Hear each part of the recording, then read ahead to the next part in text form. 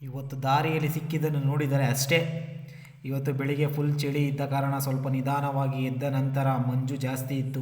ಅದನ್ನು ನೋಡಿಕೊಂಡ ನಂತರ ಸೂರ್ಯದೇವ ಆವಾಗ ತಾನೇ ಕಣ್ಣು ಬಿಡುತ್ತಿದ್ದರು. ನಂತರ ಬೆಂಕಿ ಹಾಕಲು ಹೊರಟೆ.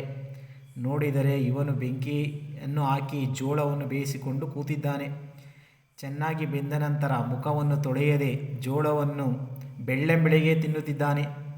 ನಂತರ ಸ್ನಾನ ಮಾಡಿಕೊಂಡು ಪೂಜೆಗಳನ್ನು ಮುಗಿಸಿಕೊಂಡ ನಂತರ ದೇವಸ್ಥಾನವನ್ನು ಮುಚ್ಚಿಕೊಂಡು ಮನೆಯ ಕಡೆ ಹೊಂಟೆ. ಹೋಗುವಾಗ ರಸ್ತೆಯಲ್ಲಿ ಈ ಕೋಳಿಯನ್ನು ನೋಡಿದೆ. ಈ ಕೋಳಿಯ ಹೆಸರು ನಿಮಗೆ ಗೊತ್ತಿದ್ದರೆ ಕಮೆಂಟ್ ಮಾಡಿ.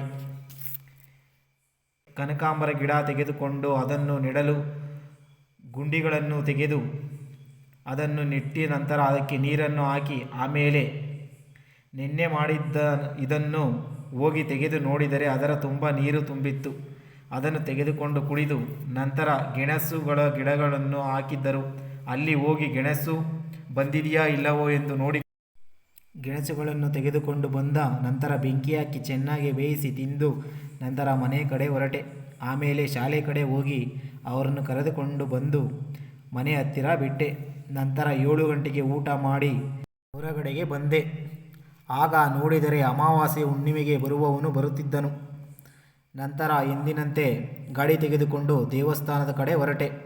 ಇವತ್ತಿನ ಕೆಲಸ ಇಷ್ಟು ಫ್ರೆಂಡ್ಸ್. ನಾಳೆ ಸಿಗೋಣ ಮತ್ತೊಂದು ವಿಡಿಯೋದಲ್ಲಿ.